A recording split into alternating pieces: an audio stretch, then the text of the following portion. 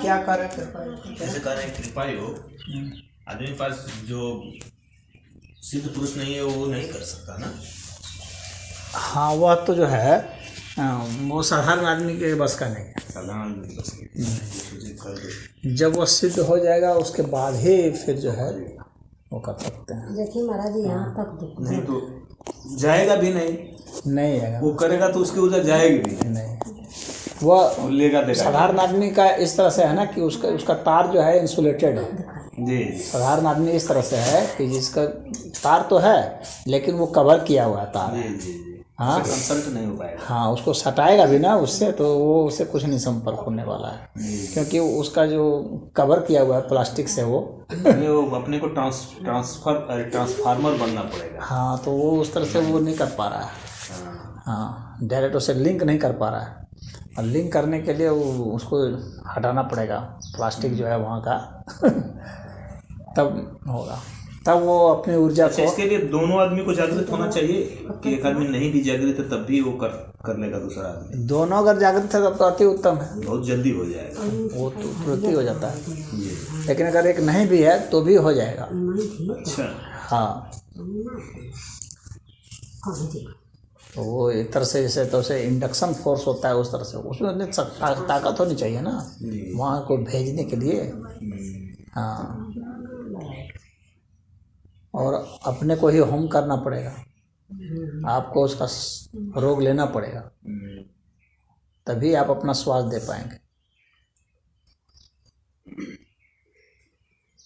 ऐसा कभी नहीं होता है कि कोई बिना कुछ लिए हुए कुछ नहीं दे सकता, इस अस्तित्व का नियम है यह।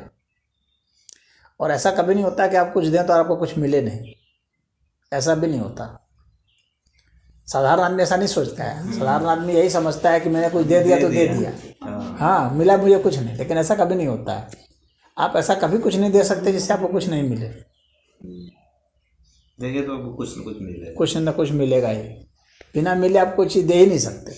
हाँ, हो सकता है कि आपने एक वस्तु दिया तो उसके वस्तु के बदले आपको वस्तु ना मिले, यह है। हाँ, वस्तु के बदले हो सकता है कि आपको भावना मिल जाए। हाँ, वस्तु के बदले भावना मिल सकती है, उसका रोग मिल जाएगा। हाँ, कुछ ना कुछ आपको मिल जाएगा, लेकिन मिलेगा अवश्य। ऐसा नहीं होगा कि आपने कुछ दिया और वो बिल्कुल रिक्त हो, जीरो हो गया। जीरो नहीं होगा यहाँ कभी भी, कोई भी चीज़ जीरो नहीं होती है यहाँ। कुछ देंगे तो वहाँ से कुछ ना कुछ होगा। जैसे हमें यहाँ से हटा दें मोबाइल को तो यहाँ पर इसके स्थान पर यहाँ पर हवा आ गई ना, यहाँ कई तरह की तरंगें भी आ गई होंगी, समझ रहे हो। तो ऐसा नहीं हो सकता कि वो बिल्कुल जीरो हो जाए किसी स्थान पर, कुछ ना कुछ अवश्य मिलेगा। तो आप कुछ देंगे, किसी को गाली दिए तो भी आपको कुछ ना कुछ मिलेगा ही।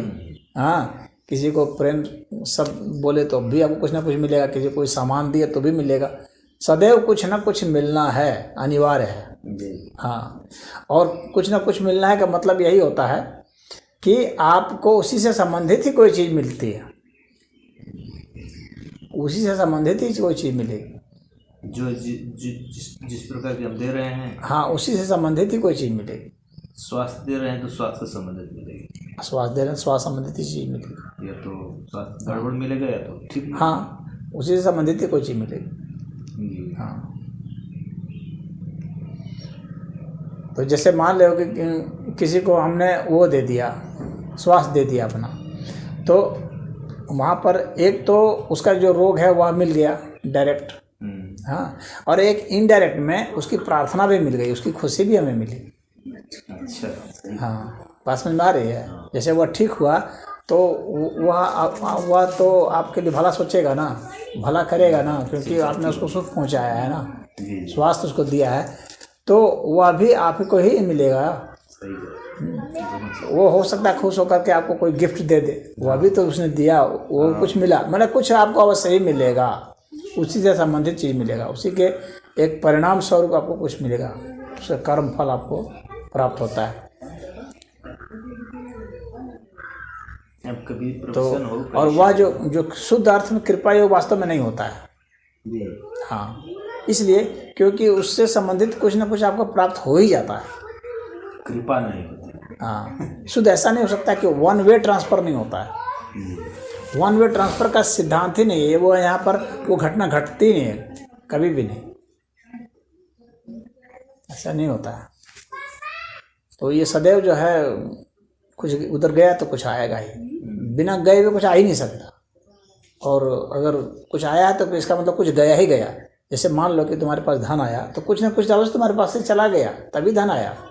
जैसे तुम्हारी शक्ति चली गई, तुम्हारी बुद्धि चली गई, तुम्हारा समय चला गया, तुम्हारी उम्र चली गई, कुछ ना कुछ गया तभी वो आया, अन्यथा वो आ ही नहीं सकता। कुछ तुम्हारे में चैन था वो चला गया कुछ ना कुछ चला जाएगा तो ही कुछ आएगा, इतना ये तो पक्की बात है। तो रोग आदमी महाराज जी लेता होगा जो, तो उस रोग से वो रोग ग्रसित वैसा ही हो जाता होगा कि अपने ऊर्जा से उसको समाहित कर नहीं, उसको धीरे धीरे वो हो सकता है कि उसको अपने तप से उसको धीरे धीरे वो भी करे, लेकिन कुछ ना कुछ अर्थ में तो पीड़ित हो ही जाता है, वो घट ही जाता है, असर पड़ेगा, उसका असर तो पड़ ही जाता है। जैसे उसका मलिन हो जाना, हाँ, कुछ उसकी आभा का घट जाना, हाँ, कुछ अलग ढंग का मतलब उसको परेशानी आ जाना, कुछ ना कुछ आ ही जाएगा, क्योंकि शक्ति का क्षय हुआ है। शक्ति का क्षय हुआ, कुछ ना कुछ तो हताश उदास निराश कुछ ना कुछ तो उसको हो जाएगा। कुछ छोटा मोटा हल्का फुल्का छोटा मोटा रोग भी हो सकता है। उसको टीबी है तो कोई टीबी ले लिया तो उसको लेने वाले को टीबी हो जाएगी? नहीं, ऐसा कुछ नहीं है, लेकिन वो नहीं, कुछ पर उसका असर पड़ेगा। हाँ, उसका कुछ असर पड़ेगा। वो जो शक्ति जो क्षय हुई है, हो सकता है उसके बदले उसको खांसी हो जाए, हाँ, हो सकता है उसके बदले उसको पेट में मरोड़ हो जाए, हो सकता है उसके कारण उसके सिर में दर्द हो जाए, हो सकता है उसकी ज्योति खराब हो जाए आँख की। तो कुछ ना कुछ मतलब होना है उसको। अब क्या होगा तो उसका जो सबसे कमजोर पक्ष होगा उसी से संबंधित रोग होगा। जी, बात समझ में आ रही है? उसी को प्रभावित करेगा, उसी को प्रभावित करेगा। क्योंकि जब हमारी ऊर्जा घटती है तो हमारे शरीर का जो सबसे कमजोर अंग होगा, जैसे मान लो मेरी आंख है कमजोर है, तो जो असर आएगा हमारी आंख पर आएगा, डिफेक्ट आएगा उसी आंख में ही डिफेक्ट आएगा, क्योंकि हमारा यह कमजोर पक्ष है। तो जो मजबूत पक्ष है उस पर नहीं आएगा असर, क्योंकि वो तो मजबूत ही है, वो तो अपने को संभाले हुए है। जो नहीं संभाले हुए आक्रमण वहीं होता है सदैव, जो कमजोर हिस्सा होता है आक्रमण सदैव वहीं होता है। तो कभी भी कोई रोग आएगा हमारे शरीर में, कुछ भी कमी आएगी, तनाव आएगा, बुखार आएगा, तो उसका सारा जो असर है इसी पर आएगा, जो कमजोर हिस्सा होगा शरीर का, जिसका भी जो कमजोर हिस्सा, सबका अलग अलग कमजोर हिस्सा होता है। कभी साधना में हम लोग बैठते हैं तो कैसे किया जाता है उसके विषय करने की विधि, हाँ, साधना तो वास्तविक जो कृपा है तो वो ईश्वर ही करते हैं, हम प्रार्थना करते हैं। हाँ, ईश्वर की जो कृपा है वही वास्तविक है। और वो किसके माध्यम से आ जाए, उसमें कोई माध्यम आ जाएगा। जी, हाँ, बहुत तो ईश्वर की व्यवस्था करनी है कि कैसे किसको माध्यम बनाए, लेकिन इस वास्तव में कृपा ईश्वर की ही कृपा होती है, उसके माध्यम से आ जाता है कहीं ना कहीं। हाँ,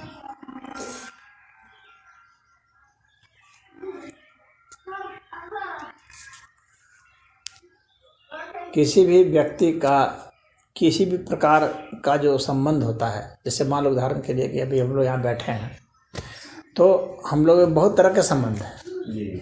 एक तो भावनात्मक संबंध है, हाँ, उसका भी आदान प्रदान होता रहता है, हाँ, उसके कारण जो है ऊर्जा आती जाती रहती है, एक जैसा होने लगते हैं बहुत कुछ।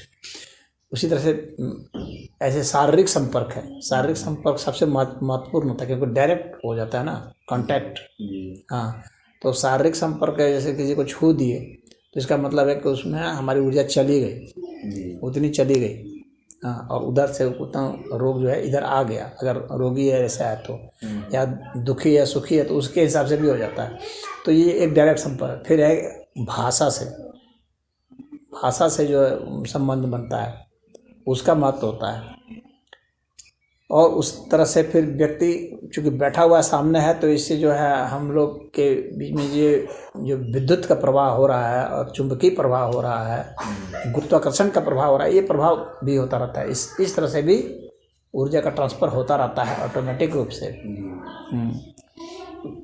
तो ये करीब आ जाने से ही होता है, इसीलिए शास्त्रों में बताया गया कि साधु संगत के पास जाइए, क्योंकि वहाँ अच्छी ऊर्जा है। जी, हाँ, पॉजिटिव एनर्जी है, वहाँ सकारात्मक ऊर्जा है, तो वहाँ सब कुछ अच्छा है, तो वहाँ बैठेंगे तो आपका कुछ हल्का हो जाएगा। जी, हाँ, तो इसलिए भी देखा जाता है कि जिसके यहाँ जाने से आपको अगर अच्छा नहीं महसूस होता है तो फिर इसका मतलब है कि वहाँ आपको नहीं टिकना चाहिए।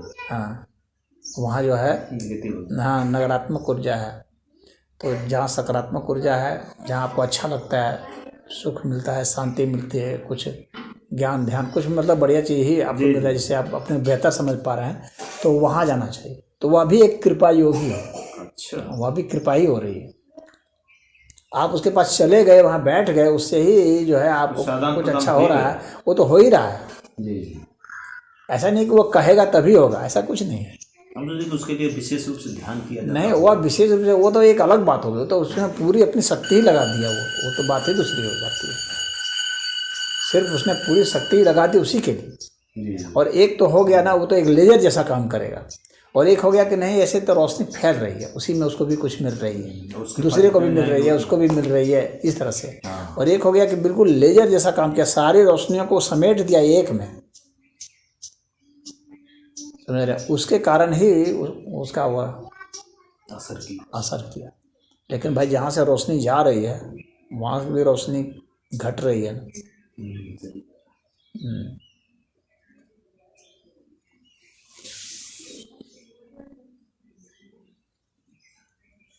तो वो जब यदि वह ऐसा है जो संबंध बना लेता है अन्यों से भी और पूरा अस्तित्व से उसका संबंध बना है, तब वो उतनी उसको धीरे धीरे उसकी भरपाई होते रहती है उसकी भी। हाँ, क्योंकि अन्यों की कृपा, उससे भी तो उसको कृपा कुछ मिल रहा है। ऐसा नहीं कि ये वन वे ट्रांसफ़र नहीं है, उधर से भी कृपा ही मिलती है ना।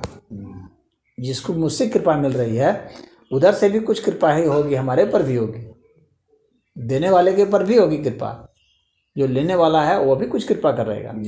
तो ये जो है इस तरह का वो होता है, मतलब वो एक तरह से पॉजिटिव फोर्स होता है जो आपको मिलता रहता है, आपसे भी दूसरे को मिलता है, दूसरे से भी आपको मिलता रहता है। इस तरह से एक दूसरे को उत्तरोत्तर बढ़ा सकते हैं। इसका ऐसा चलता है। लेकिन वह है जो कि बिल्कुल उसको लेजर जैसा ही काम करा दे, जैसे वो लेंस जैसा काम करा दे कि एक जगह उसको समेट दे, तो वह तो जो सिद्ध व्यक्ति है वही ऐसा कर सकता है। अन्य, क्योंकि अन्य जो है कभी फोकस कर ही नहीं पाता है ना अपने को, उसने कभी धारणा का अभ्यास नहीं किया, ध्यान का अभ्यास नहीं किया, वो समाधि में कभी उतरा नहीं, तो वह व्यक्ति फोकस नहीं कर सकता। वह तो अपने संसार में एक काम में फोकस नहीं कर पा रहा है, कभी दो हाथ इधर मार रहा है, दो हाथ उधर मार रहा है, कभी इससे उलझ रहा है, कभी उससे उलझ रहा है, वो खुद ही जो है तितर बितर है, उसकी ऊर्जा छिन्न भिन्न है। उसको जब अपना अपने ऊर्जा को समेट लेता है आदमी, एक क्षेत्र में रख लेता है, तब इसका मतलब है कि अब उसकी ऊर्जा नाहक बर्बाद नहीं हो रही, वो एक तरफ जा रही। हाँ, तब ज़्यादा फलीभूत होती है।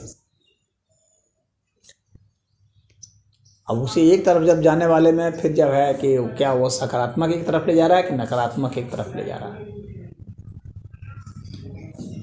यानी बुरे कर्मों की ओर ले जा रहा है अपने को कि अच्छे कर्मों की ओर ले जा रहा है। जो आतंकवादी हैं, बदमाश हैं, वे भी तो फोकस रखते हैं, फोकस रखते हैं, लेकिन वो नकारात्मक की ओर रखते हैं, यानी दूसरे का अहित करने में रखते हैं, और उसे उनका भी अपना अहित होता रहता है। मतलब जैसे तुम करोगे वैसे ही तुम्हारा हो। बिल्कुल वैसे नियम ही है, जो आप देते हैं वही लौट करके आपके पास आना है। तो उनका भी अहित होता रहता है और वे भी अहित करते रहते हैं। और एक व्यक्ति है जो फोकस्ड है, लेकिन सकारात्मक अर्थ में फोकस्ड, अपना भी हित कर रहा है, दूसरे का भी हित कर रहा है। हाँ, तो ये दोनों ही फोकस्ड लोग हैं, और ये दोनों की धारा हित और अहित के कारण, यानी इरादे के कारण, उनकी भावना के कारण अलग अलग हो गई है। ताकत उसमें भी उतनी है, नुकसान पहुंचाने की ताकत एक में है, और एक में जो है भला करने की ताकत है।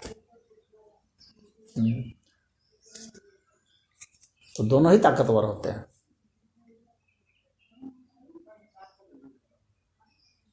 तो विनाश करने वाला या विकास करने वाला, जब इन दोनों की टक्कर होती है विनाश और विकास में, तभी ज़्यादा महाविध्वंस होता है समाज में।